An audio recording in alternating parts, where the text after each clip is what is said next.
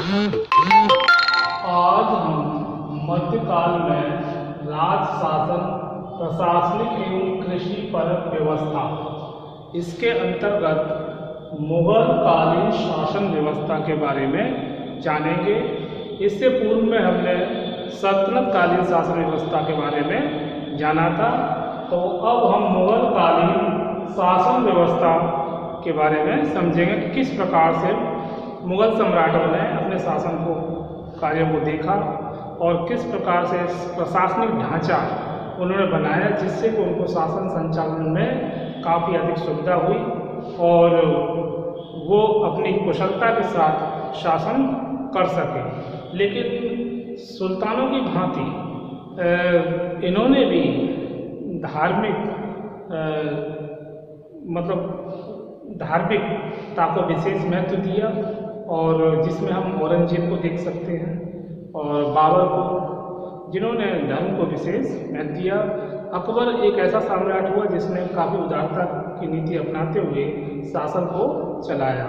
तो अब हम देखेंगे विस्तार से मुगलकालीन शासन व्यवस्था।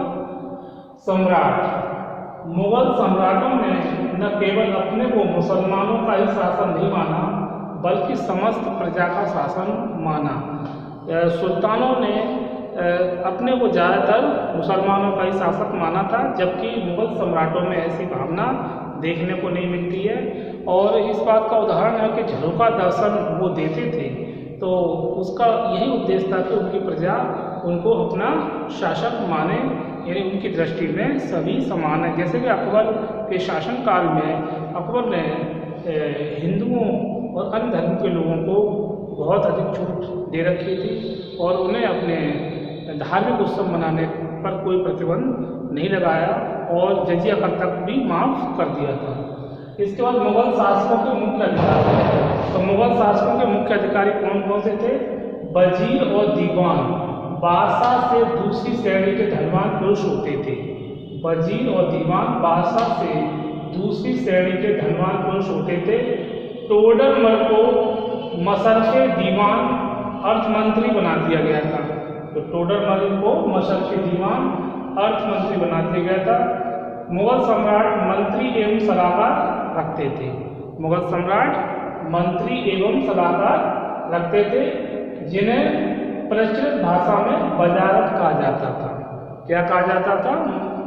प्रचलित भाषा में वजारत। वजीर, सैद्धांतिक रूप से वजीर शासन का प्रधान होता था।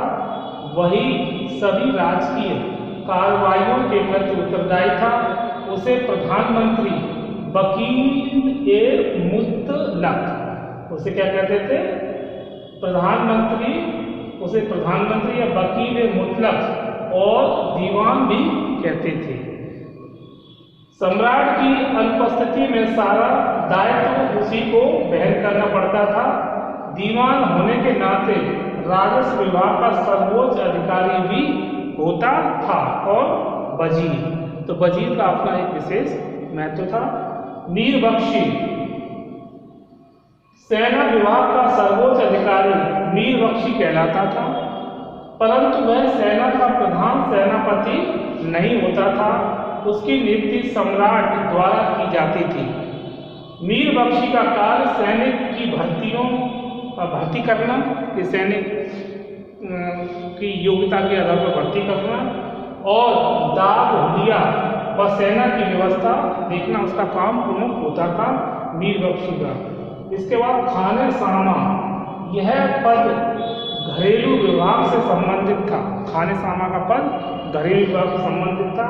सम्राट की दैनिक भोजन व्यवस्था, कपड़े, हीरे जवाहरात, गोला बारूद, शाही महलों के काम आने वाले पशुओं की देखरेख भी जिम्मेदारी इसी विभाग की होती थी। किसकी? खाने सामा, यानी सम्राट की जो दैनिक भोजन व्यवस्था, कपड़े, हीरे जवाहरात, जो भी उनकी दैनिक गतिविधि होती थी, उसका काम खाने सामा देखता था। और शाही महलों के काम आने वाले पशुओं की भी देखभाल करना इसी की जिम्मेदारी होती थी। प्रधान काजी, मुगल सम्राट के बाद न्याय विभाग का दूसरा महत्वपूर्ण पद प्रधान काजी का था। मतलब मुगल सम्राट के बाद न्याय विभाग का दूसरा जो महत्वपूर्ण पद वो प्रधान काजी का था। इसकी सहायता के लिए मुफ्ती होते थे, जिनका काम क्या होता था कि न्याय व्यवस्था को देखना, और मुफ्ती इनकी सहायता के लिए होते थे। इसके बाद प्रधान सद्र सुदूर, तो कठिन प्रश्नों पर विचार करने के लिए शरा के ज्ञाताओं को बुलाया जाता था।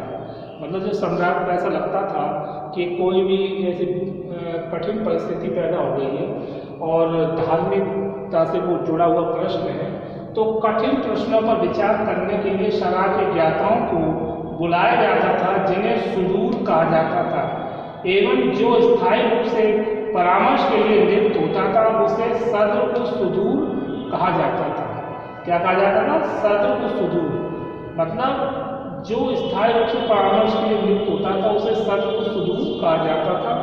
मुहस्सिन, मुगल काल में इन पदाधिकारियों का कार्य जनसाधारण के नैतिक चरित्र एवं आदर्श को उन्नत करना होता था। मुहस्सिबों का मुहस्सिब ये देखते थे कि जो प्रजा है वो किस प्रकार से नैतिक मूल्यों का पालन कर रही है, नैतिकता का पतन तो नहीं हो रहा है, और उनका चरित्र कैसा आदर्श है कि नहीं।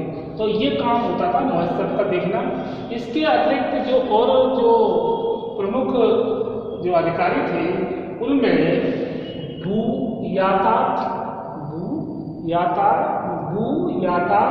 मीर, आतिश, दरोगा या डाक चौकी आदि मुख्य अधिकारी होते थे।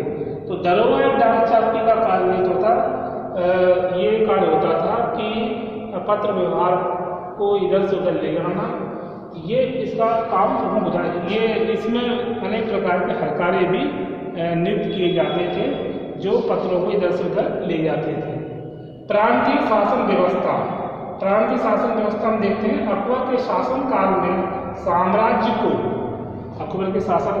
साम्राज्य को प्रांतों में बांटा गया।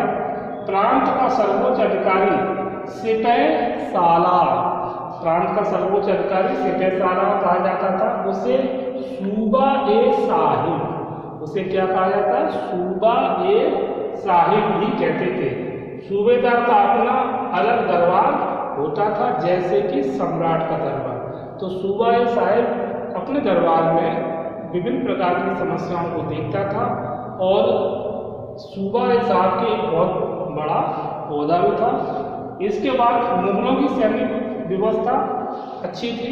मुगलों की सैनिक व्यवस्था घुड़सवार सेना, पैदल सेना, तोपखाना विभाग, नौसेना, ये सभी अलग अलग विभाग थे। और मुगल सेना इतनी मजबूत थी जिसके बल पर उन्होंने अपने साम्राज्य का विस्तार किया। घुड़सवार सेना, तो सैनिक व्यवस्था में देखिए घुड़सवार सेना, तो अश्वारोही सेना मुगल सेना का मुख्य अंग थी। क्या थी? अश्वारोही सेना मुगल सेना का मुख्य अंग थी। घुड़सवारों की 2 श्रेणियां थी। घुड़सवार जो सैनिक थे उनकी 2 श्रेणियां थी, बरगीर एवं सिलेदार। क्या थे? बरगीर एवं सिलेदार।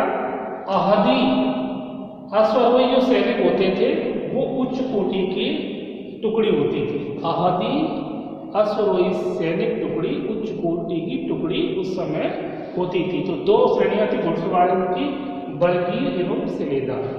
इसके बाद पदाती सेना। मोटे रूप में पदाती सेना को 3 श्रेणियों में बांटा गया था। नंबर 1 बंदूकची तथा तलवारिया या शमशीरबाज। नंबर 1 बंदूकची तथा तलवारिया या शमशीरबाज। नंबर 2 अर्ध लड़ाकू संदेशवाहक दास चौकीदार।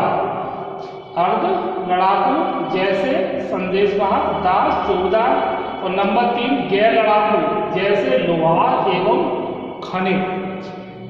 तोपखाना, तो यूरोपीय राष्ट्रों की तुलना में मुगलों की तोपें काफ़ी कमज़ोर थी, क्योंकि मुगलों की जो तोपें थी वो अधिक भारी थी। उनको एक स्थान से दूसरे स्थान पर ले जाने में परेशानी का सामना करना पड़ता था।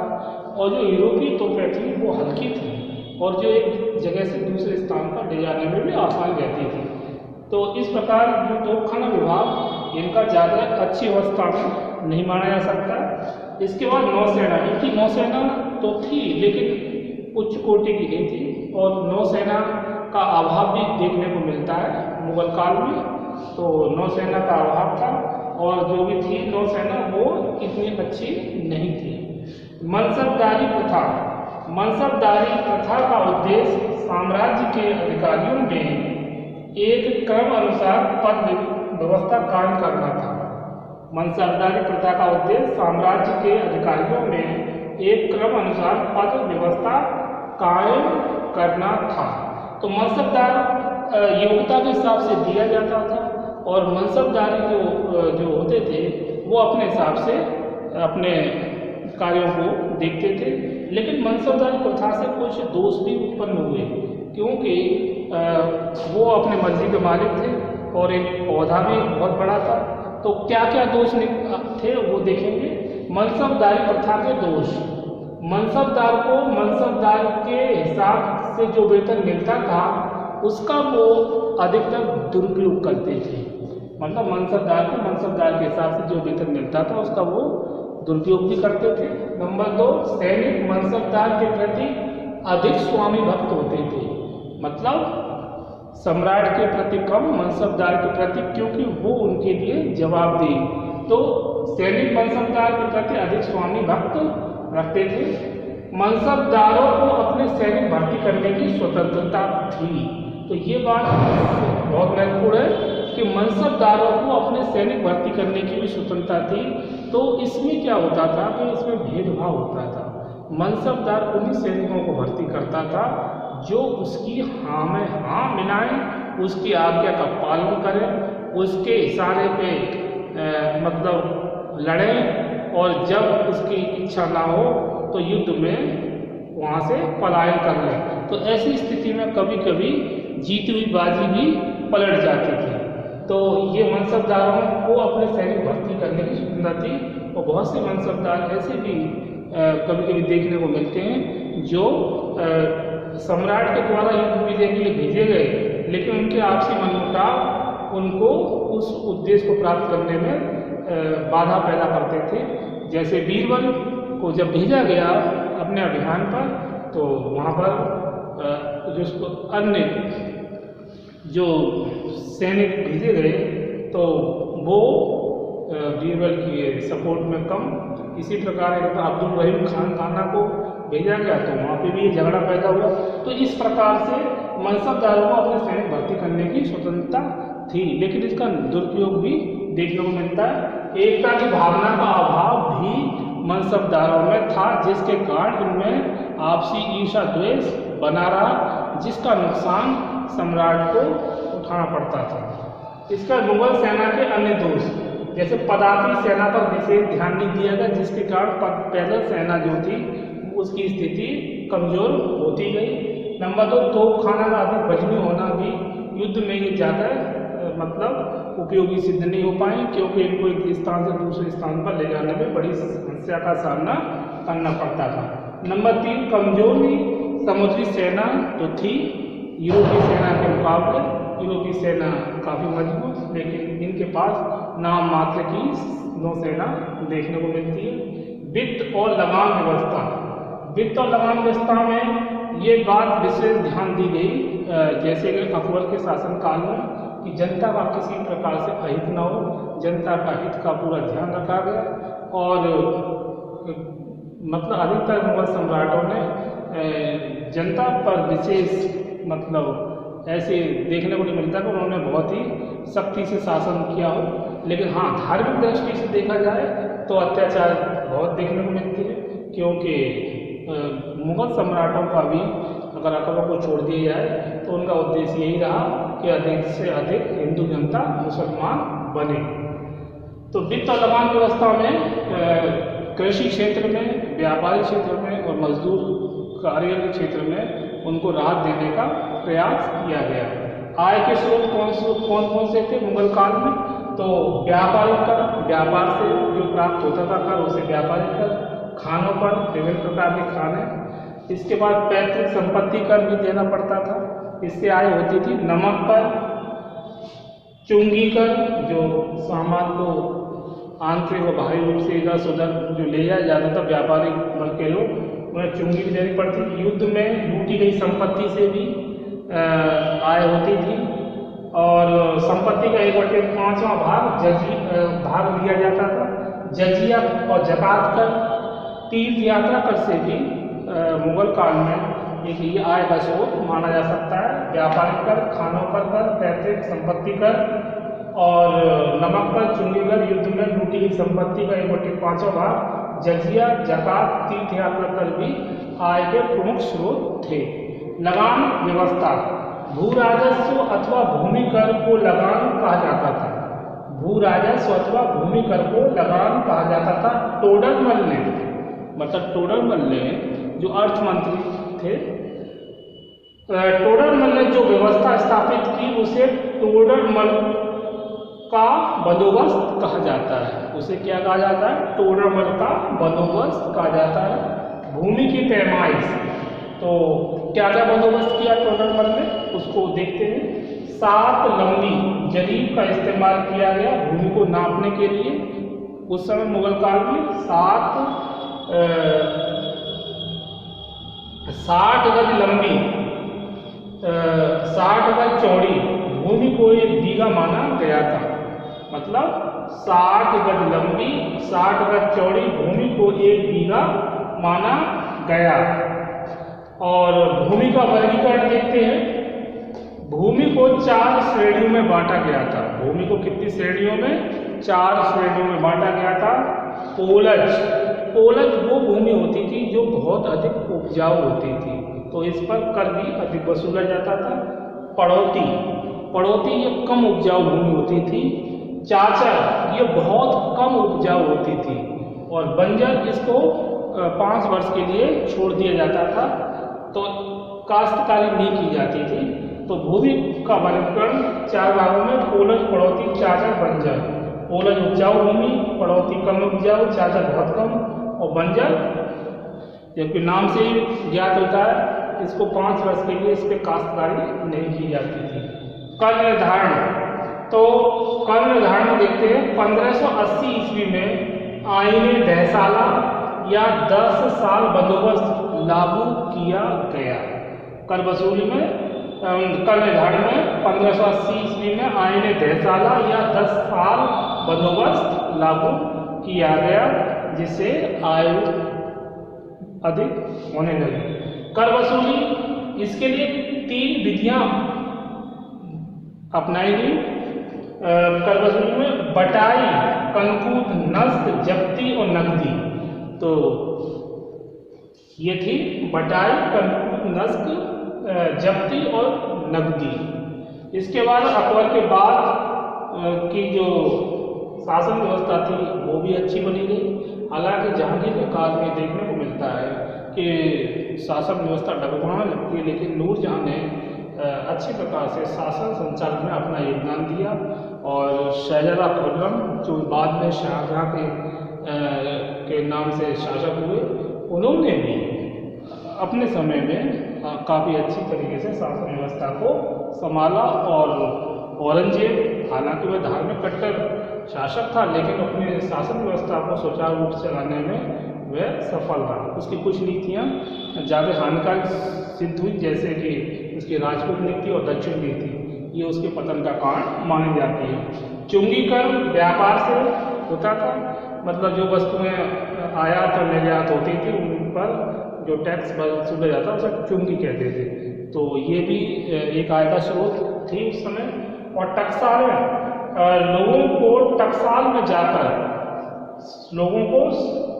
में जाकर सिक्के ढलवाने का भी अधिकार दे रखा था। और विभिन्न टकसालों से राज्य को बहुत सारा राजस्व प्राप्त होता था। तो टकसाल व्यवस्था ने भी आय में बढ़ोतरी की हुई थी।